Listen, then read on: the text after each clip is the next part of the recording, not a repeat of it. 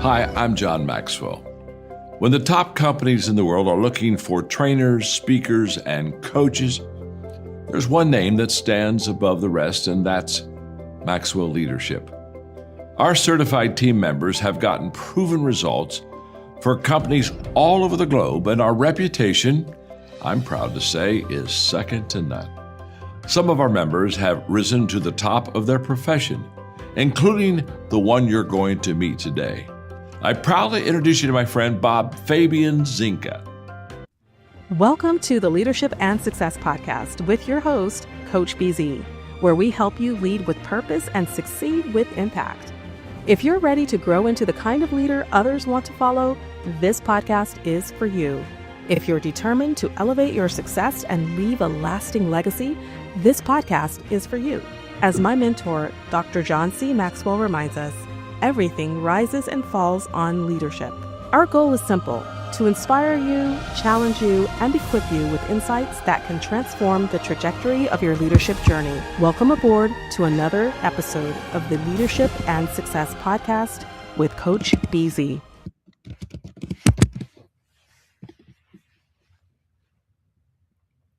My name is Anna Wheeler. I'm the Vice President of Public Sector for Qualys. West brings value in the fact that we're new to public sector.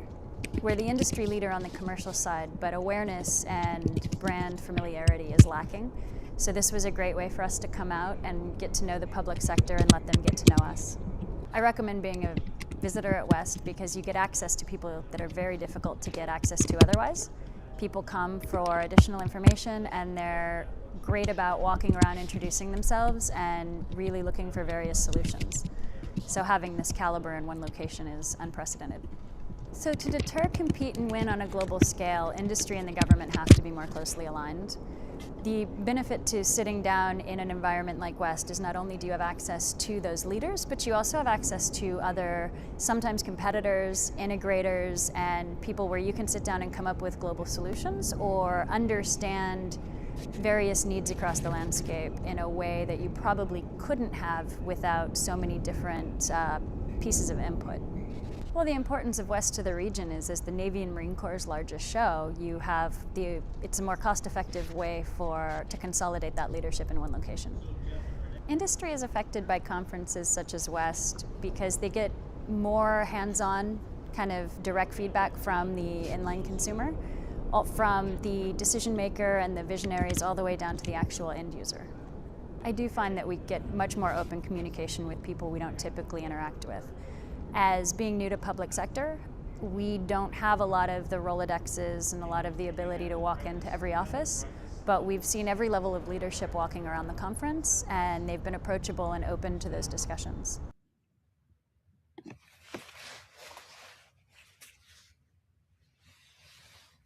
All right, welcome to the final episode of the Leadership and Success Podcast for today.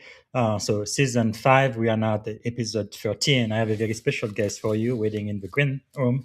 Before I bring her in, as you know, our custom is to start with moment of gratitude. So I've already done this 3 times today. So just a reminder that today I am really grateful for all of the illustrious guests that we have at Leadership and Success Podcast. I am really humbled for so many great people who come and share their wisdom, help us be better leader and achieve a higher level of success, which our guests will do. So let me see if I can introduce her. I'm going to try my best here. Today we're going to be speaking with Anna J. Wheeler. She is a U.S. Army veteran, former Black Hawk helicopter crew chief, and the cybersecurity and national security leader.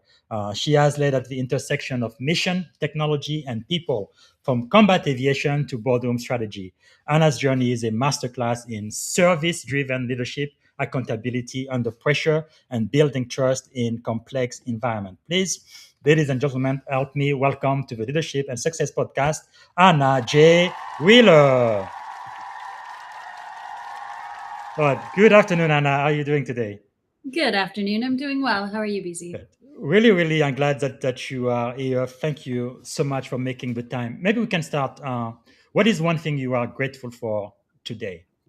You know, I've had so many amazing support structures in my life. I've had champions, I've had advocates, and I've had people who throw a picture of me with a tomahawk on LinkedIn, and write an amazing write up that I really need to hire as a hype man because that was fantastic. So you get these amazing elements of support that you don't always know are there. Yes. And that when you have somebody advocating for you, whether you're in the room or you have somebody cheering for you, even if you're not, it's a pretty amazing place to be. And I'm incredibly humbled and grateful for that. Well, talking about people putting your pictures around, tell us a little bit about this picture. You went around the internet and made quite a stir. What was happening here? And maybe you can tell us a little bit about this military order of the Carabao. Sure. So the Military Order of the Carabao is a 127-year-old, 128-year-old organization. Wow. And they're one of the last standing military orders. The rest of them have kind of tapered out. And one of the ways they've done that is really to evolve in where they came from. So they were originally, you had to be, I believe, a fighter pilot who served in conflict in the Philippines, which you can imagine in today's day and age, they're kind of short on their legacies there. So they started to open it up to then you had to be an officer, then they opened it up to enlisted. So I got recruited into the herd, and as if you look behind me, there aren't a lot of females in that picture. So Yes. one of the things they asked me to do, and there certainly were not enlisted. I was the kind of first one that they pulled in on my own. You could be a legacy through a Yes. parental affiliation, but so I had to parade the beef. I had to take it through the crowd with an actual fife and drum. So bagpiper, the works, and when we Traditions. get on stage, the Grand Mount Parabio picks it up, takes a bite, declares it fit for the herd at the Wow. wall, fed and watered. And that was a year coming out of COVID. We didn't have a lot of attendees. We weren't going to do really great on budget. So we didn't have a really amazing, it was kind of like the hotel rubber chicken thing. We're way Yeah. past that now. We have a great menu. Last year was fantastic. Wow. This year is even better. But so I took the tomahawk back to my table and I set it down, and everybody looked at me and goes, "You are not going to eat that in front of us." And I said, Wow. "Whoa, I just had to parade the beef. I am absolutely this in front of you." Yes. And the gentleman who took that photo made the comment. He said, "Then you can't use silverware." And I said, "Okay, Wow. don't threaten me with a good time. Like, you forgot, enlisted are here now." I'm like, "Let's Yes. go." Did Wow. not That's quite really expect wonderful. that one to circulate Yes. several years later. No, it's really great for advertising and just bringing awareness. So you are going to be the master of ceremony for the 2026 annual Wallow next month, right? I am. Wow, that is pretty amazing. So is there something else about you that most people may not know? Like one picture of you that scared me a little bit, which I found is this one. Yes, so that was me paragliding in Turkey. Wow, that's I amazing. I tend to be ready to go, right? Work hard, play hard. That's absolutely the military mantra. Hurry up and wait, Yes. and work hard, play hard. We do both really well. Wow. So it was a beautiful opportunity in Turkey to parasail off the cliffs, and they took some amazing photos. Wow, that is really amazing. So you've led in cockpits, classroom, and command center. What early life experiences most shaped how you lead today? My father. My father's my hero. He was born in 1929, lied about his age to get into World War II. He didn't actually see combat, but he was on his way over before the war ended. And then he was Wow.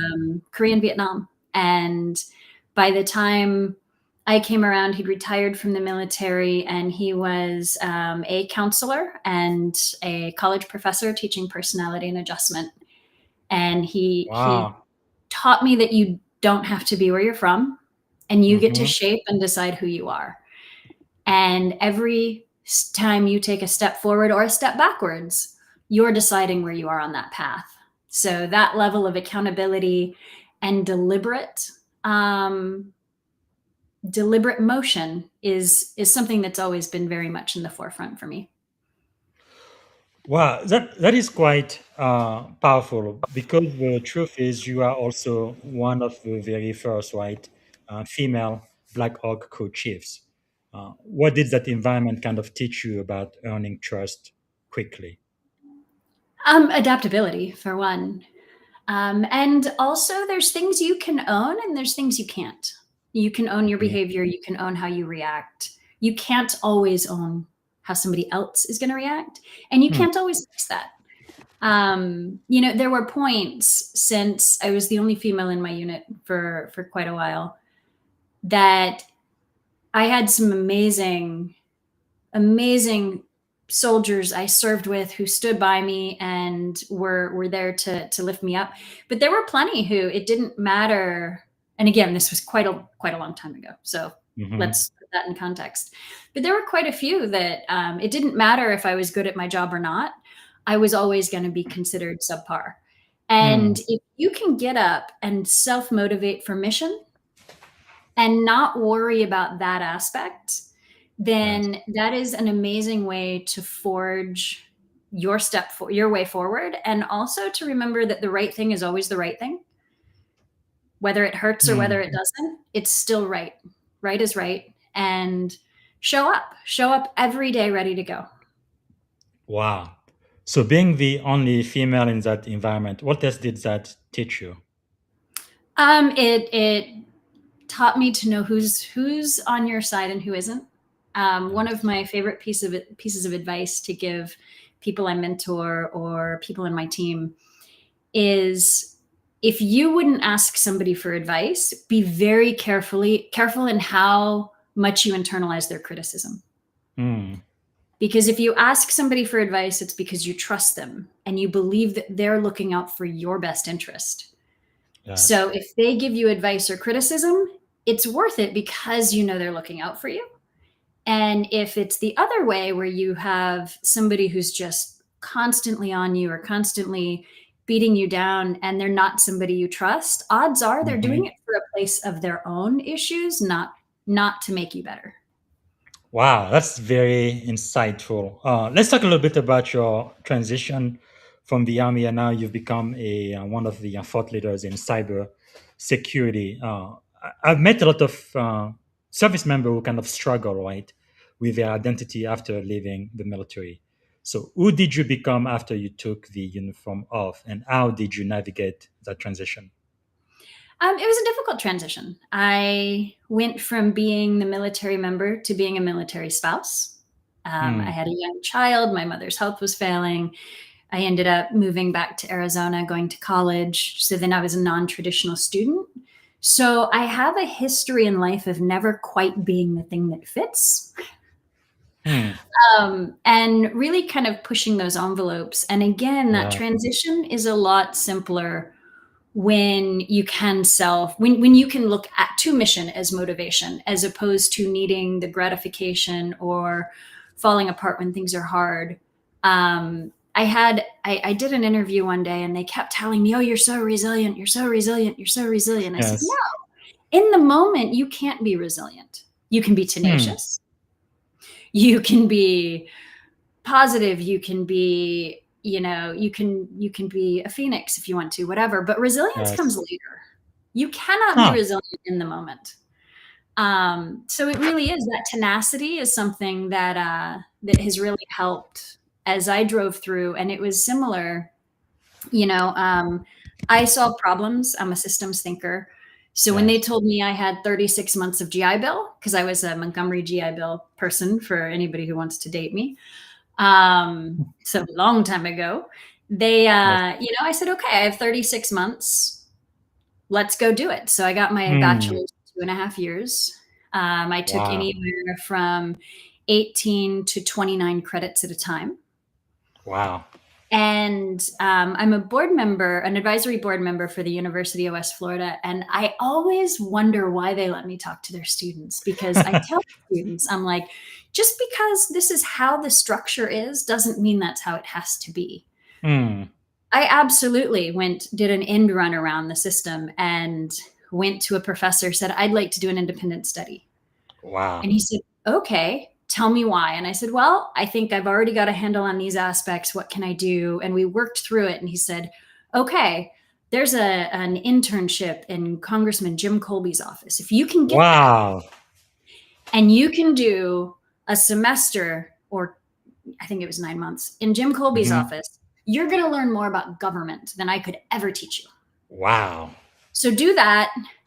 bring me a 100-page paper. And Anna, I don't care if it says yellow pages on it. If you survive the internship, you already know the stuff. I'm not going to read it. So then I went to Wow. another professor and I said, hey, I would like to do an independent study of your class. How about I go get this internship and I write a 100-page paper? And so I did this for 6 professors. Wow. And that was one of my heaviest loads. And I did the internship. I was there every day. So it was definitely full-time work. And I was dealing with the Social Security offices, with the military offices, Wow. with Health and Human Services, with the different congressional pieces, who needs tours. Like, you touch small business, every Yes. branch of everything. And I wrote a journal. Wow. And I submitted that to those professors, and they were all like, this is great. It wasn't Whoa. until after they'd given me the pass that they realized what I'd done. But that's really amazing. I mean, we're talking about resilience. I named this episode From Block Oak to Boardroom Leadership Under Pressure, because really, when I look at your life, you've really gone through the ringer, but you always come out victorious. It's quite amazing. So, talking about pressure revealing leadership character, what was maybe a moment in your career that fundamentally changed how you view authority, accountability, or power? So actually, I had somebody complaining about the middle management structure in a large organization.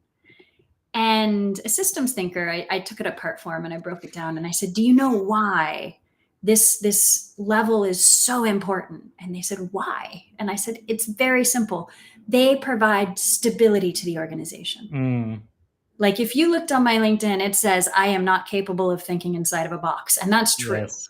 I am outside of the box. I go do things where they're like, that's never going to work.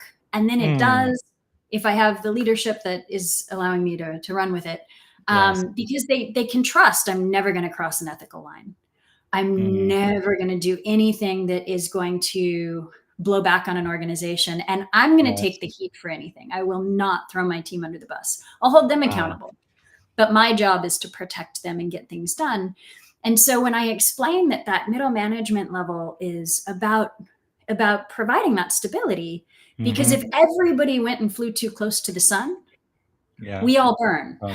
Yes. But that stability layer is important. So by looking at all of it as a mechanism for the organization, you appreciate and you're able to really put words to why those elements are important, even when kind of the bureaucracy and things like that are frustrating. Wow, that is quite insightful.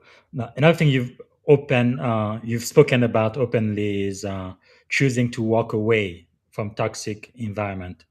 How should leaders recognize when staying will cost them much more than living? Well, I mean, if you're not contributing to an organization for whatever reason, there's no reason to be there.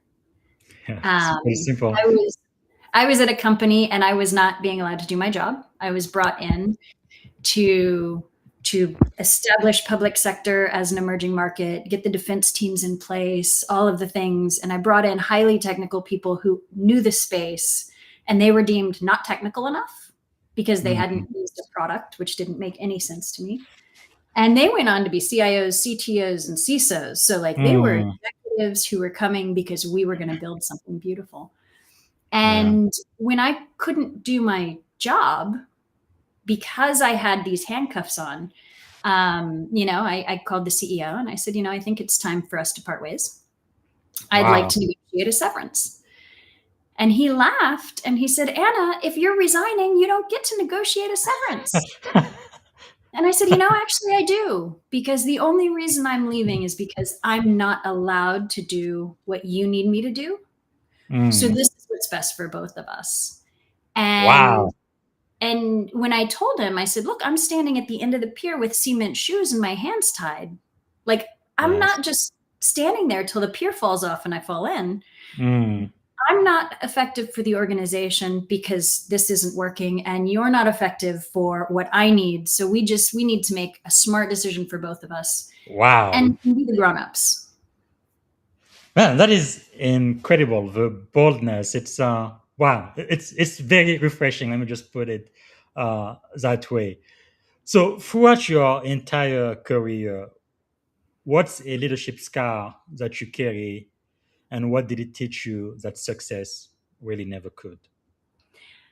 Sometimes well, I shouldn't say sometimes. You always have to balance the machine versus people. Mm-hmm. And sometimes you can have the best people in the world and the machine is just not going to get there. Yeah. And usually it's because there's other people holding the machine or making sure the machine stays broken. But I was recently in a company where the CEO was amazing. The technology was phenomenal. We were going to change everything. And it was the investors and another founder who just would not let the company focus on the plan and get it done. And they had ulterior motives, which, it happens. If you can look at why somebody's doing something and where they come from, you can usually figure out what they're trying to do.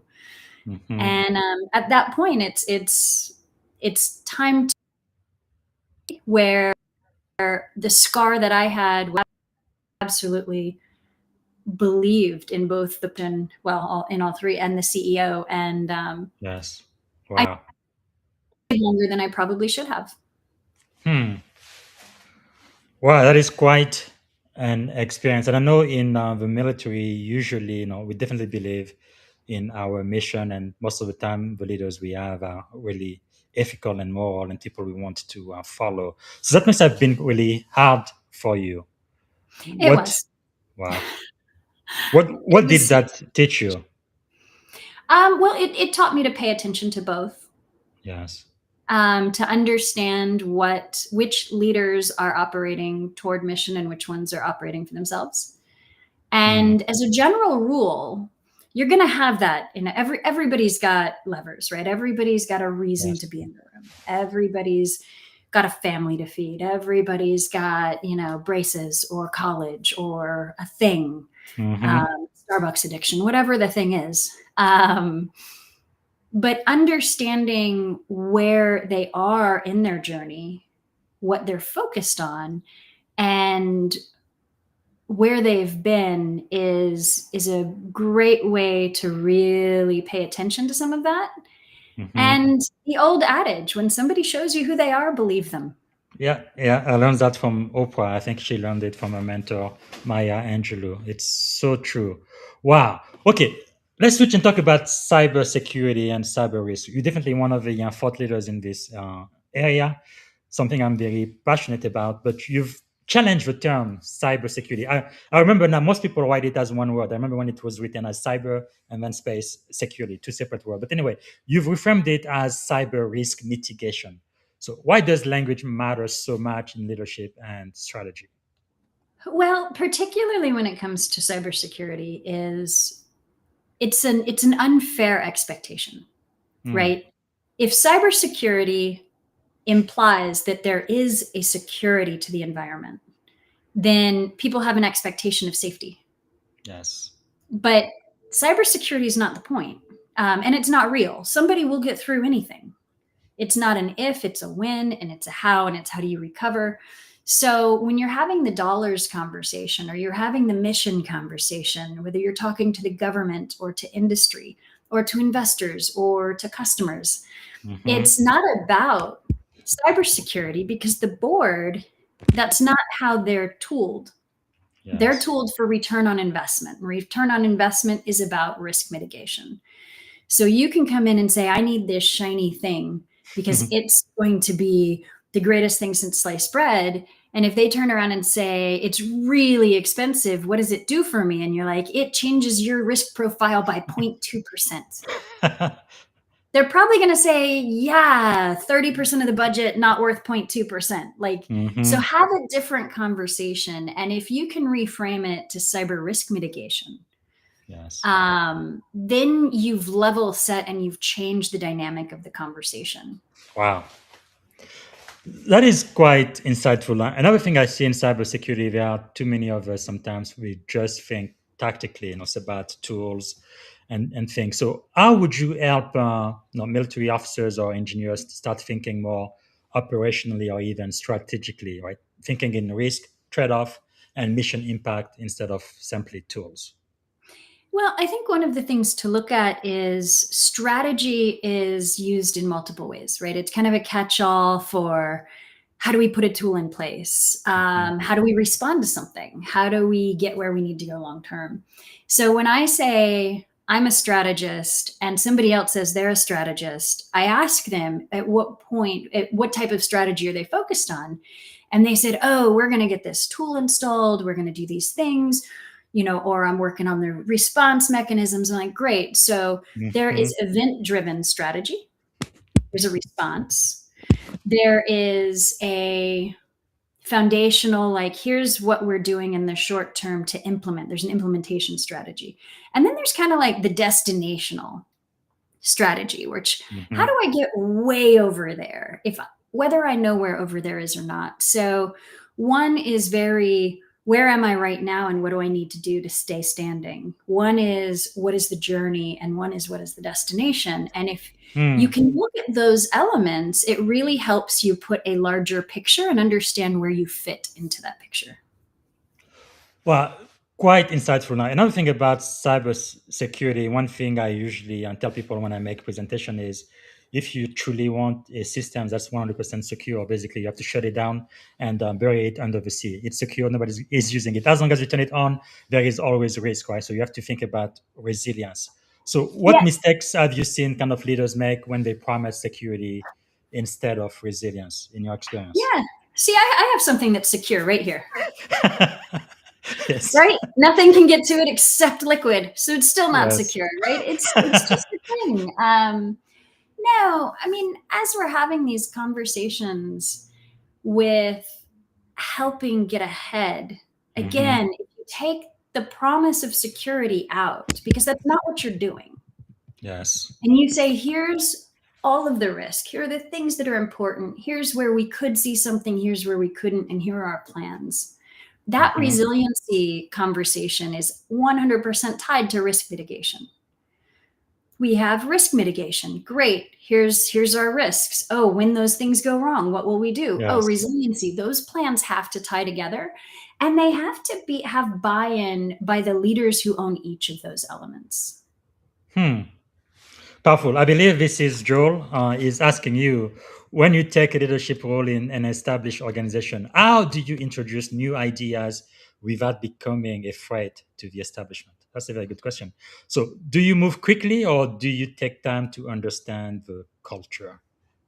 Well, it's always worth understanding the culture, but the culture presents itself pretty quickly. The players don't always, but the culture is usually pretty. But no, for new ideas and things, you have to understand what your authorities are and what your peers and your superiors and also your folks that are kind of doing the work, what each of their roles and authorities are. Because then you can start looking at what your action, how it impacts them. And that's where you can understand a threat matrix. Again, everything I do is systems. It's people are systems are systems. But if you can turn around and say, oh, so-and-so is going to be retiring in the next 6 months. Okay. Are they pushing to get something accomplished before they retire? Or are they kind of retired in place and you've got 3 people jockeying under them for position?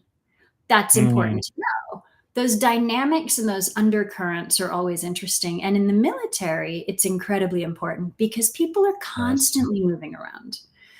You know, the joke is always, what do you do if you have a bad commander? You just outlast them.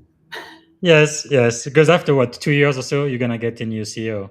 Right. And so you leverage and you really build the people who are going to be stepping up and who are, if you don't have at least 3 people that you're grooming to take your job, you're not leading. Yeah. I guess I was going to say, prior to 2025, when being a JES employee was a secure, permanent position, you would just outlast your commanding officer for 2 or 3 years and they'd be out of there. Okay. Another insight, I believe that's Joel again. I like the discussion about risk management. A number of years ago, I worked a project for the CNO, so Chief of Naval Operation, to measure how investment in different areas of naval aviation would impact readiness. Some area required large investment, whereas readiness only slightly. Other area shows that a small investment had a disproportional impact. So we really need to think about leadership at scale, don't we? So let's talk about leading at scale, but without losing the human.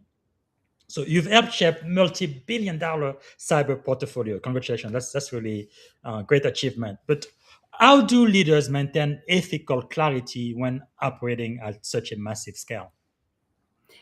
The simple part behind it is you empower people to tell you the truth. Hmm. If you are the leader that somebody walks in the room and thinks that they're going to either get something by you because you're not paying attention, or they've got to handle you, or they don't, or they're afraid to tell you the hard things, then you're never going to get your arms around the organization. Wow. If you can turn around and say, okay, these are my mission focused people. Mm-hmm. These people are 100% in, right reasons. What do they need? And then you Yes. say, okay, these people over here, they've got something going on, right? They're either about to retire, they're looking for what's next, they're moving on, and at senior levels, you Mhm. tend to get a lot of that, particularly military retirement age, Yes. who's wanting to go on to the next thing.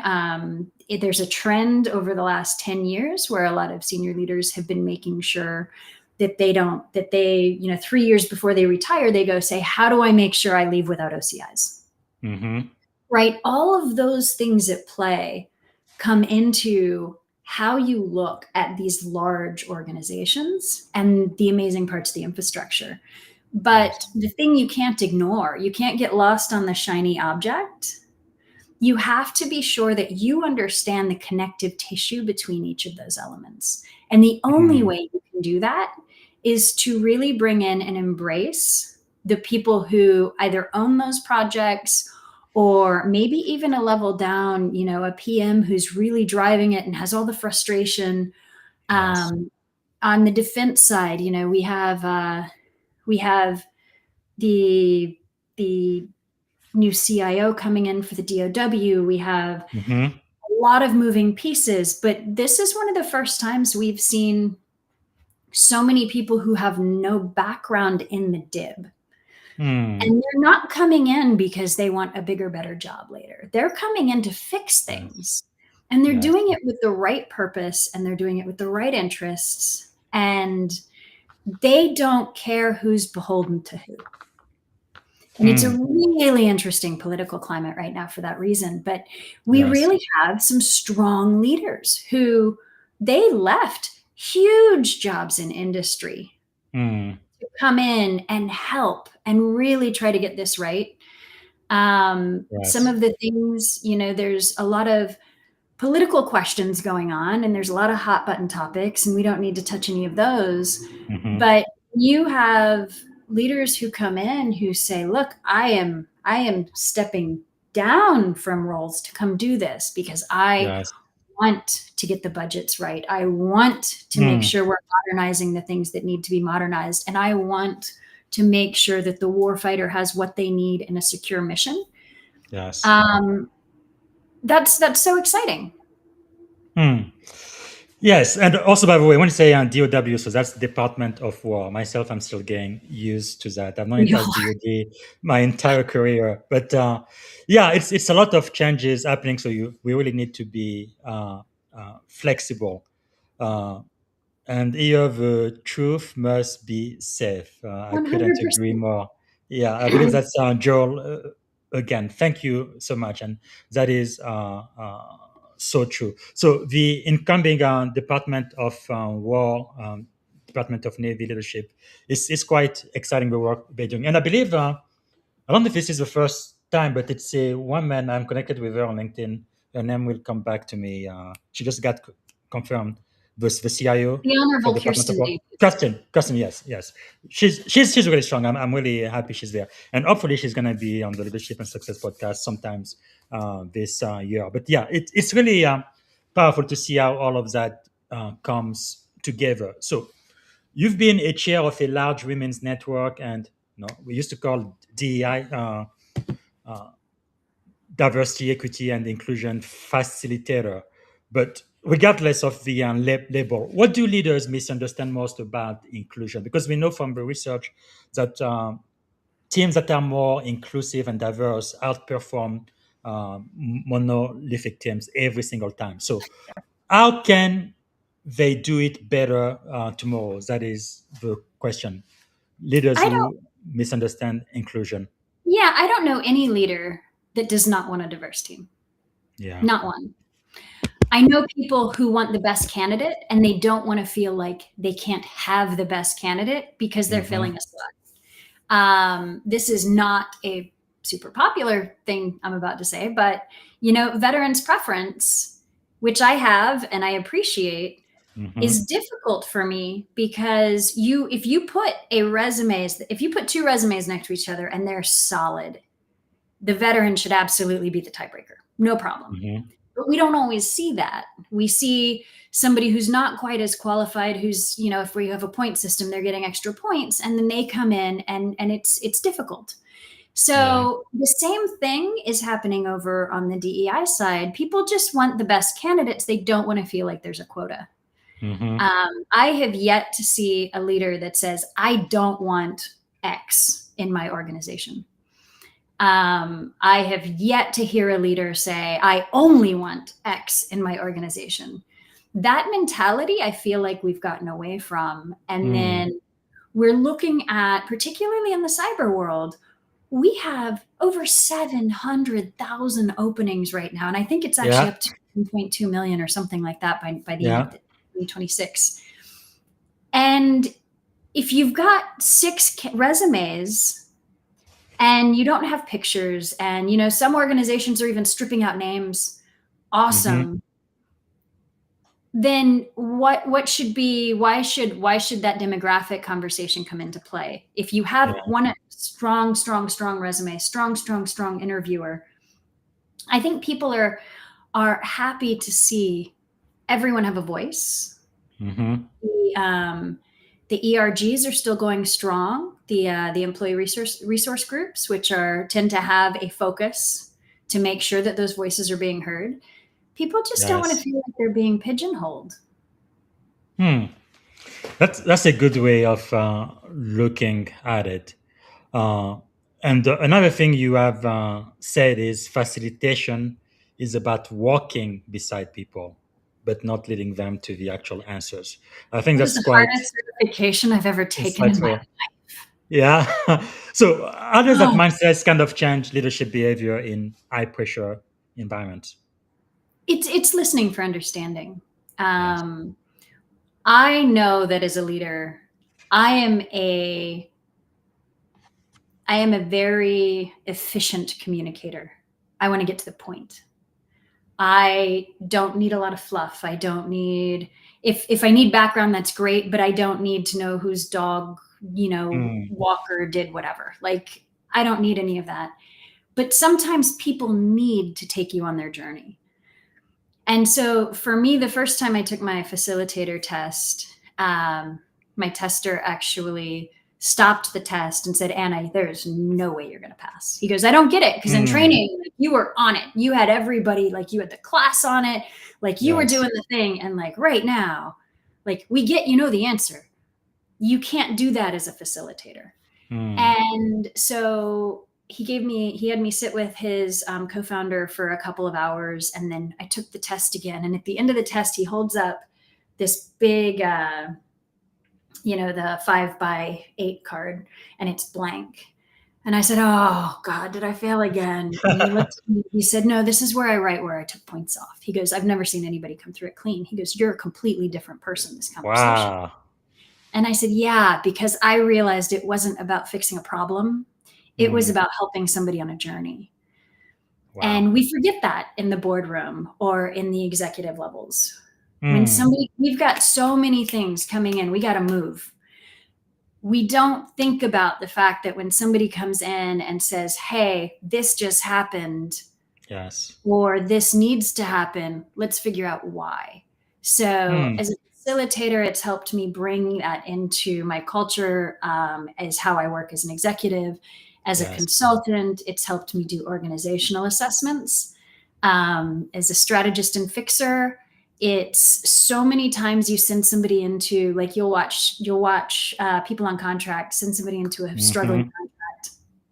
They're looking to put a Band-Aid on a bullet hole. I don't care about the Band-Aid on the bullet hole. I want to know who has the gun, where they got it, and why they fired it. Wow. Somebody else can worry about the bullet hole. Yes.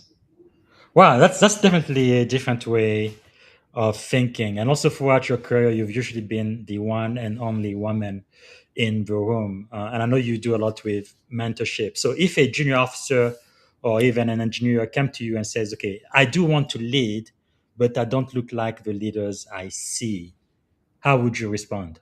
What would you advise them? Oh, so first off, cyber is amazing because we do have Yes. women leaders. I mean, you Sure. just mentioned the new DOW CIO. Like, she's a 3-time global CISO. She's Yes. powerful. She's brilliant. I'm a big fan. We've got these spectacular people there are people who look like you now. Anybody. There's people who are of Indian descent. There's people who are of African American descent. There's women. There's people of different gender questions. They're out there, and they're getting noticed for what they do, not what they are. And I was speaking to a woman leader probably 15 years ago. So it was still a very glass ceiling conversation. And if you notice, there's not a lot of glass ceiling conversations anymore. Sure. But I was talking to her and she said, Anna, there's 2 things you need to understand. One, if we're going to have a DEI push and we have a limited workforce and we have DEI numbers that don't reflect the workforce available, we're going to be putting our leaders in a point to fail. So if you want a hard number of like, this percentage is this or this is that, that's not building your capability, that's building a demographic. Yes. And then you have a talent pool that doesn't match that demographic. All you're doing is throwing out good candidates and searching for unicorns that aren't there. Yes. Wow. So the other thing she told me that is a huge way of the way that I lead is everybody has a different capacity. And she held up her fingers, whether your capacity is this or your capacity is that. It's your capacity. And you have to be deliberate in how you spend your capacity. She's like, as a mother, one of the things, she was a general officer and her husband was as well. And she said, I have to forgive myself for the days that I am 95% at work and 5% at home. Yes. But I have to make sure that I'm deliberate in realizing which days my capacity has to shift to where I'm 35% at home or I'm 85% at home. But when I'm there, I have to be deliberate in how I'm expending that capacity. Wow, and that's powerful. Teams, if you look at your teams that way, it's the same thing. Yes. Everybody's got a different capacity. So expecting somebody to be able to do something outside of their capacity puts you both in a position for failure. That's really something. I guess it makes me think of how should leader kind of think about energy, right, as a finite resource. That's quite insightful. Wow, that's really, I think, a very insightful way to lead. I guess you really get there with experience. And how do you think, like, throughout your entire career, from the army to what you are doing now in cyberspace, what do you think is one of the greatest lessons you've learned so far? To build a network that can support you. I grew up not always feeling that way. And that was something that I had to be aware of about myself. It's something that I had to really focus on and be deliberate about. So now I have this amazing network who, calling them friends does not do them justice. And, to get personal, a few years ago, I had a health scare and I didn't tell anybody. And then we had Thanksgiving and I was still not moving around well. And I do a huge Thanksgiving for about 60 people. And I was moving around like I was definitely hurt. And I had people genuinely angry with me because I never gave them the opportunity to show up. Wow. And that was something I took from them. And that's something that in my personal life I've absolutely looked at. And as I've built this really amazing group of people who I know will show up, but I also know I owe it to them to allow them to. Just in the Wow. same way I would show up for them. That's powerful. Like one of my mentors says, right? Your network is your net worth. That's powerful. So, what do you think is the secret of your success? You've done very well in uniform, even though you were one of the few females in the community in cyberspace. Like we talked, being a consultant, you've really led at the highest level. Why do you think you are so successful?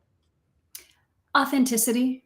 As you saw with the tomahawk, you get what Yes. I don't hide who I am. Yes. Yes. But no, it's I will follow orders. I know how to be a good soldier, but I will Hmm. let you know what I think about them first, if that's the role. So Yes. if I was early on in my career, I was a subject matter expert on GFEBS, the Army's financial accounting system, Hmm. and largest SAP implementation in the world. I was the functional design lead. So I got all the problem children, right? I got foreign military sales, because that doesn't always make a whole lot of financial workflow Yes. sense. I got the National Guard, and then I got the Hmm. deployment committee. And you can't go get 3 quotes when you've got a unit walking out with 50 grand in cash in case they accidentally Wow. hurt something, right? Like there's a lot of things where these don't fit. So instead of turning around and trying to throw the process out because it doesn't fit, you start or trying to tell somebody who can't do their job in the process, right? There were Hmm. plenty of people who said, "Oh no, this is how it's been done." That's never an answer. Um, but if you can turn around and give people the safety to come in and say, "Look, this is the problem we're having. I think Yes. these 3 things could help." Hmm. And you've given them a safe space to solve a problem and to raise Yes. one. And you've grown them as an individual and Wow. as a professional. And so, the earlier comment on truth and safety is Hmm. very much that's how anybody grows. If you're afraid Yes. to knock on someone's door, then that is a scary place to be. And that's when you're not going to knock on the door and you're not going to raise a problem. And that's where we find holes in the system. Hmm. Powerful. So, what are you learning right now? I know leaders are learners. What you learning lately? I am learning the balance on the consulting side to where I've had teams I have no problem rolling up my sleeves, but Hmm. when you've had teams who are better at that than you are, I am not the best writer in the world. Yes. I know that about myself. People do it better. They do it faster. Hmm. I will absolutely edit and help bring in the ideas and roll up my sleeves and do the reviews. But somebody's going to write faster. And one of the interesting things we're seeing right now with AI is that Yeah. that's picking up some of that.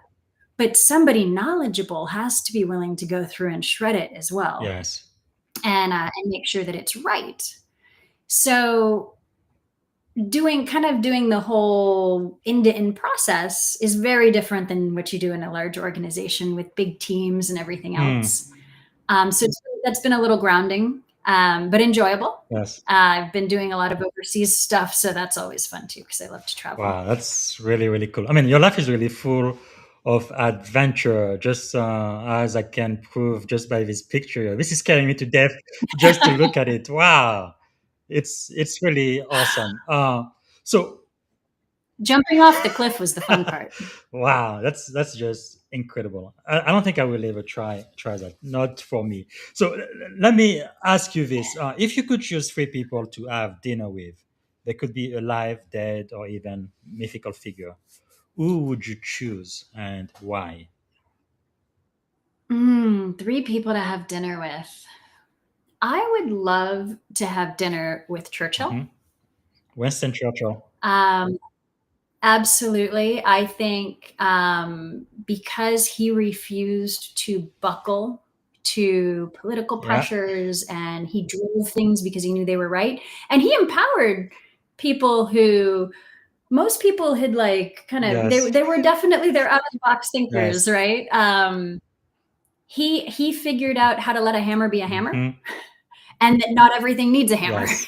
So he would be one. I would love to sit down and have dinner with actually the gentleman over your shoulder. Yes. Um, Colin Powell would be such an easy Yes. one. And then I think for the last one, I think I'd love to hear the philosophies of Genghis Khan. That's interesting. Historical character. Yeah.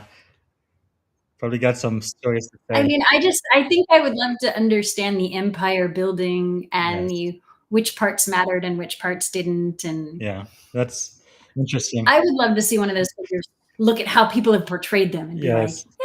is it not? I think that could be fun. True. Yeah. I think it was 2 days ago. I interviewed someone and they said Alexander the Great. It's another one of those empire building leaders who really changed the course of history. It's pretty amazing. Mhm. Wow. Okay. So, if you had to recommend a book, because we do read a lot here, which book would you recommend? So one of my favorite books is actually called Range Hmm. by David Epstein. It resonates with me because it's why generalists flourish in a specialized world. Wow. And it really talks about how that diversified skill set can come in to solve a specific problem. Wow. That is powerful. Range. I got it here. Why journalists triumph in a specialized world? David Epstein. Wow. That is. Mhm. Thank you. Thank you so much. And is there maybe a song or a book or even a movie that would be your life's theme or anthem? Oh, I think this is going to be really funny, and it's meant to be. This is not a serious one, but I think "We Didn't Start the Fire" would be a great one. Okay. That one resonates. I was in military boarding school when I was in high school, and the local school had blamed us for a fire that they had set. Oh no. And so the school's motto was "We didn't set the fire." And what was interesting about it is that class got blamed for so many things they didn't do. Wow. That's And I sad. know they didn't do them because we did some of them. Yes. But they got blamed for everything. And I think that's where, as a leader, you don't have to necessarily, you have to stoke the fire. Yes. And you have to make sure it's a clean fire. And you have to Mm. make sure it burns. But you don't necessarily have to start it. And if you do, you don't need napalm to do it. Wow. Thank you for sharing that. So we are getting toward the end, but let me ask you this. If you had one and only one day to live, what would you have liked your final contribution to be? Um, I would love to be able to do a data dump of everything in my head and just hand it to somebody. Um, most of the lessons I've learned have been either the hard way or they have been in an abstract or abnormal way. And I think that they're very applicable across the board. Yes. I have an amazing daughter who, she's an Olympic hopeful. She lives up in Vermont. She's training. And when she was little, I had to tell her, I was like, I don't need you to know what you want to be when you grow up. I need you to leave as many pathways open as possible. They'll open and close themselves. Yes. Things like that. I think we're at a point culturally and societally where we need to hear that. We've got this pull on everybody needs to go to college, or now there's an undercurrent of vocational education's okay.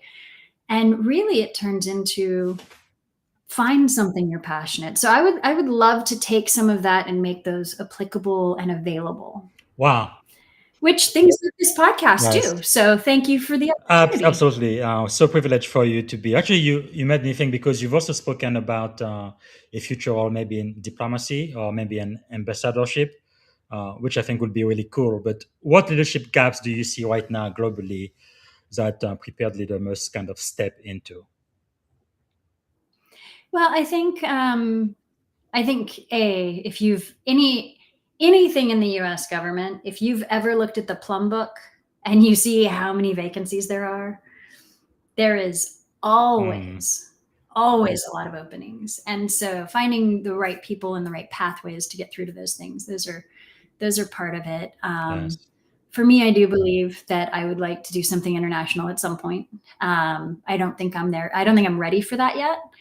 I think I'm still building and really enjoying kind of enriching the space here. But someday that would be a thing. But I do think there was a really interesting video I watched on how we're not going to have imperialism. Like, we're not going to have the giant national empires. Again, the US will probably be the last one, just because we're such an interconnected world anymore. Yes. You don't have the ability to sequester off with either, you build around water and places that give you security and things like that, and then you put oceans around it, and that's kind of play the game Risk, right? We're getting away from that because the world is so connected and so easy to traverse at this point. So I think global thought at some point is something that we're going to have to transition into. That is quite insightful, because in many ways I think history kind of repeats itself, but the world has really changed at an exponential rate. I am really glad that I'm alive today, not 400 years ago, but just in the last 100 years. It's really amazing what technology has really done to bring us all of us close and really got rid of the distance. It's incredible. Wow. But so if you had like a magic wand or something and you could solve any problems at all, when you wake up tomorrow morning, what is the first problem you would like to solve? Food security. Yeah. I mean, if your basic needs aren't met, then it's really hard to focus on anything else. Yes. It's really hard to make a right choice when you don't know where a meal's coming from. That's really one of the things that I find very inspirational about the people who do come from, like, I did not come from comfortable circumstances, but there are certainly people who've had it significantly worse, and you watch them rise. And what's exceptional about that is that they found their way when most people would have been polarized and just frozen by the fact that they didn't know where a meal was coming from. So those people who step out or rise and are able to lead with integrity. Yes. I know quite a few CIOs and CISOs. None of us have an easy life. Yes. But I think food security would change the world. Yeah, and I'm really perplexed now. America definitely the wealthiest nation in the world. Just was it a couple of months ago, like more than 40 millions of our fellow citizens rely on food stamp, and if they don't have it, they won't be able to eat. It's like including children. It just doesn't make any sense at all. Wow. Incredible. Well, our food costs are through the roof as well. No, it's a difficult problem, and it doesn't matter where in the world you're at. It exists. And so if I could change anything in the world, I think that would have the biggest trickle down effect or trickle up effect. Because if you have food security, if you have food security, you probably have security on your other basic needs. True. Yes, another thing, it's really a paradox. I live here in Silicon Valley and San Francisco now. We have billionaires. I think we've just got our first trillionaire, Elon Musk, but so many wealthy people and very smart people too. Like, the IQ is just off the chart, but we still have homeless people in the valley. It doesn't make any sense at all. How is that possible in 2025 to have people, for whatever reason, are completely homeless in the wealthiest zip code in the world? It's really heartbreaking. Okay, so. Well, fortunately, I am not a politician, so that is not my area of expertise. But if we need to secure the EBT cards, we can have that conversation. Definitely. So we are coming toward the end of the podcast. So how can we add value back to you? I think it's really just reaching out and whether it is to somebody junior, somebody who's a colleague, another veteran, just be there for somebody and be that safe space. Wow.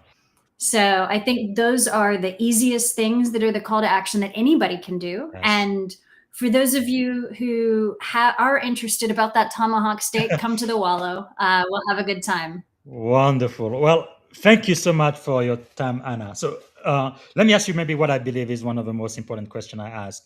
If you could go back and give a piece of advice to your 17-year-old self, standing at the edge of this incredible career you've had in the military consulting and cybersecurity, what would you say to 17-year-old Anna? Oh gosh, 17-year-old Anna was angry. I think I would just tell myself to breathe. Just brave. Powerful. The world feels really hard sometimes. Yes. And just breathe. Wow.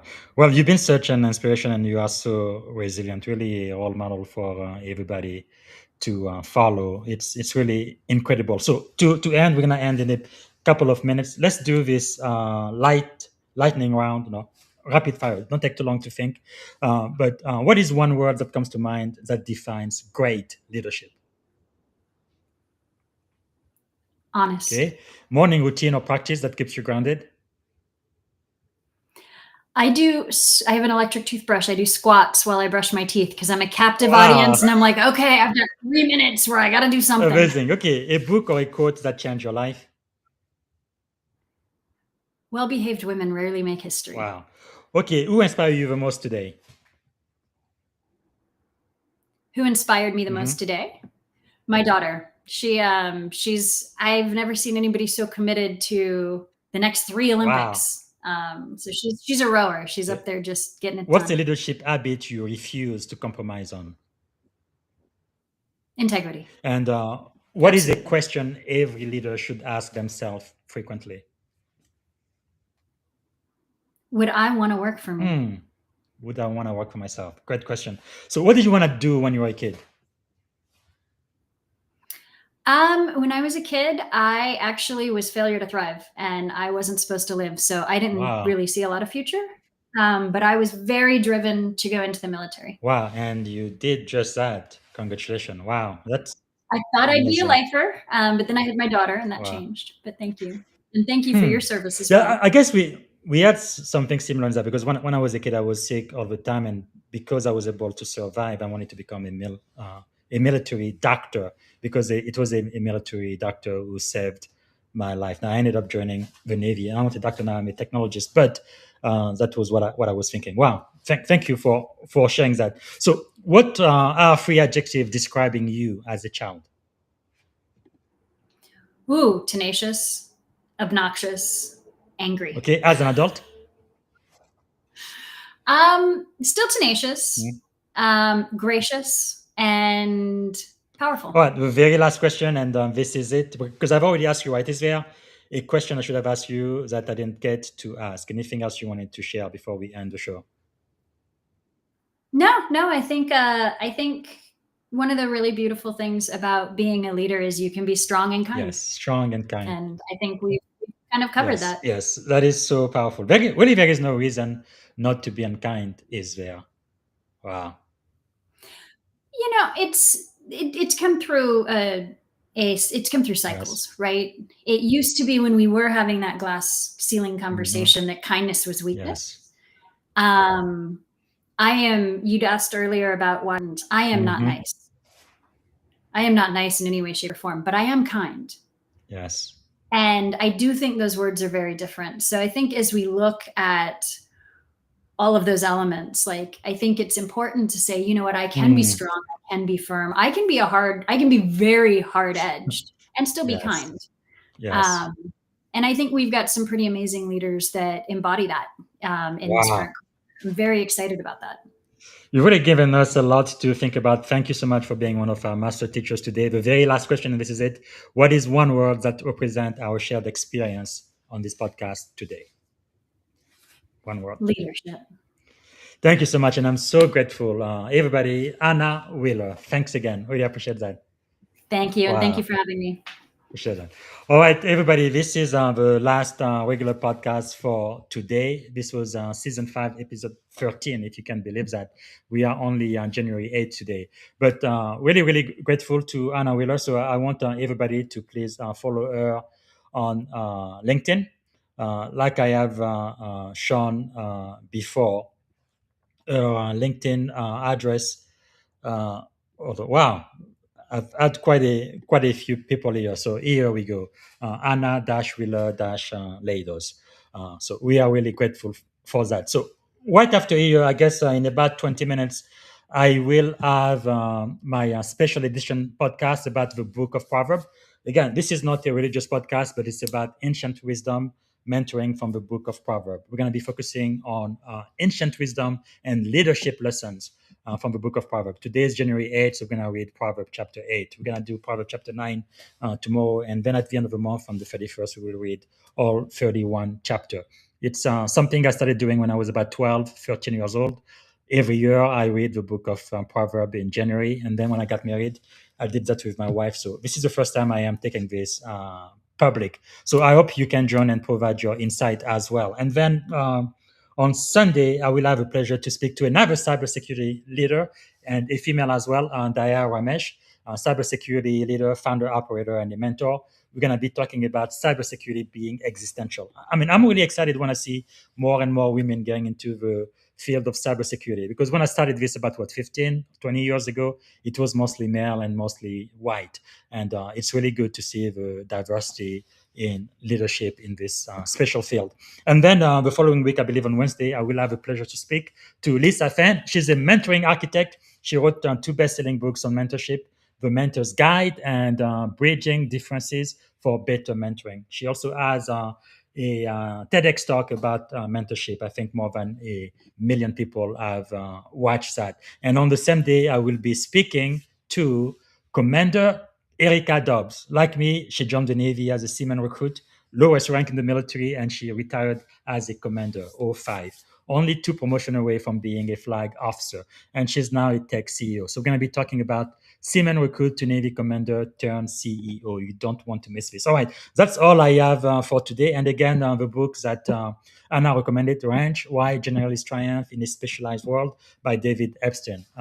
Definitely, I want to add that to your bookshelf. Okay, this is it for now. Thank you so much for watching. And for those of you who can, I see you in about 30 minutes or so for Proverbs chapter 8. Again, ancient wisdom and leadership lesson from the book of Proverbs. All right. See you later.